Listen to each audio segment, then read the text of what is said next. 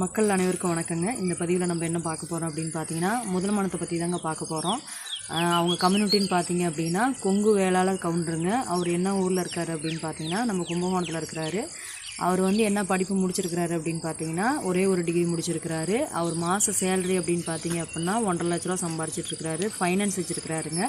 அவங்க கூட பிறந்தது ஒரே ஒரு அக்கா மட்டும்தான். அவங்க மேரேட் ஆயிடுச்சுங்க. அம்மா அப்பா இருக்காங்க.